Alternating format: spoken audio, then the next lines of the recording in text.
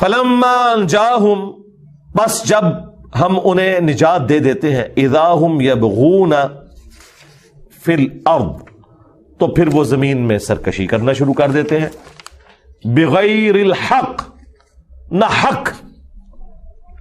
اب اللہ تعالیٰ اس کے جواب میں کہہ رہا ہے، یا ایھا الناس، اے لوگو، انما بغیکم علی انفسکم، تمہاری یہ جو بغاوت ہے نا، اس کا وبال تم پر ہوگا، اللہ کو کوئی فرق نہیں پڑتا۔ پوری کائنات اللہ تعالیٰ کی باغی ہو کے مشرک ہو کے مر جائے نا، اللہ کی توحید میں کوئی فرق نہیں آ سکتا۔ متاع الحیات الدنیا، ٹھیک ہے یہ دنیا کا متاع ہے، اس سے لطف اندوز ہو جاؤ، کتنی دیر زندہ رہو گے؟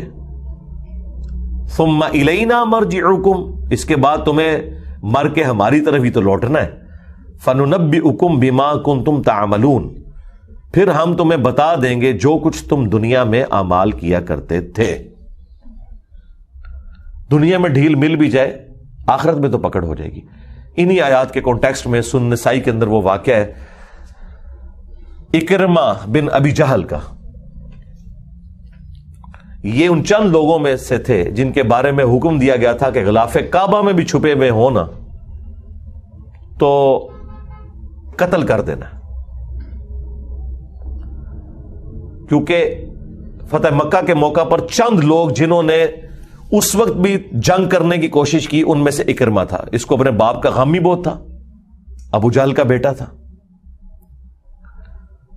چونکہ دھمکی آئی تھی سورہ توبہ میں، یا تو سرزمین عرب چھوڑ کے چلے جاؤ 4 مہینے کے اندر، یا اسلام قبول کر لو، ادروائز عذاب استیصال آئے گا۔ ظاہر ہے تم نے رسول کا انکار کیا تو الٹیمیٹلی اللہ کی طرف سے عذاب تو آنا ہے۔ تو یہ بھی پھر اپنی جان بچا کے سمندری سفر میں نکل گیا۔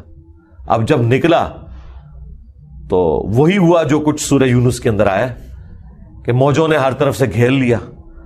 تو وہ مشرکین عرب جو رسول اللہ کے ساتھ جھگڑا کرتے تھے ایک خدا کے حاجت روا اور مشکل کشا ہونے پر، اور بتوں کو ساتھ شریک کیا کرتے تھے، وہ بھی اکیلے اللہ کو پکارنا شروع ہو گئے۔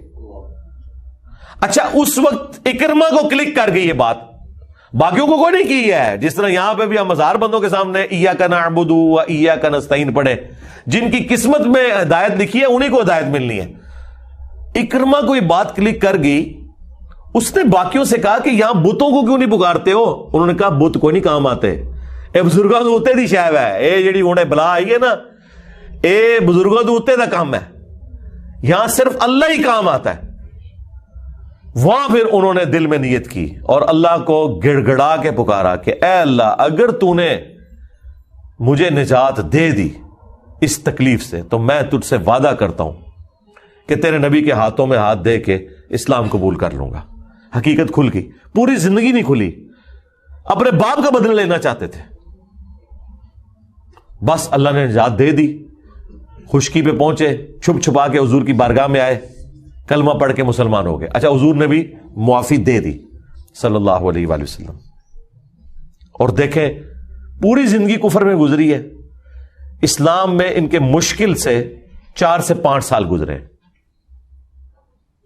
کیونکہ جنگ یرموک میں یہ 13 ہجری کے اندر شہید ہو گئے۔ حضرت ابوبکر صدیق رضی اللہ تعالیٰ عنہ کا جو دور خلافت تھا وہ بالکل اینڈ پہ تھا، یا حضرت عمر کا دور خلافت شروع ہو چکا تھا، کیونکہ چھوٹی چھوٹی بیٹل فیلڈز ہو رہی تھی۔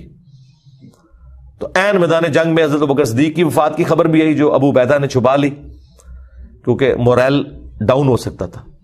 اور اسی جنگ کے اندر 13 ہجری میں، 8 ہجری میں فتح مکہ ہوا ہے، اور اس کے بعد انہوں نے اسلام قبول کیا۔ چلے 8 میں بھی کیا ہو تو بمشکل 5 سال اسلام میں گزارے ہیں، اور شہادت کی موت مر گئے۔ پوری زندگی رسول اللہ کے مخالف، اور سب سے بڑھ کر باپ امت کا فرعون ہے اور بیٹا ہے اکرمہ بن ابی جہل رضی اللہ تعالیٰ عنہ۔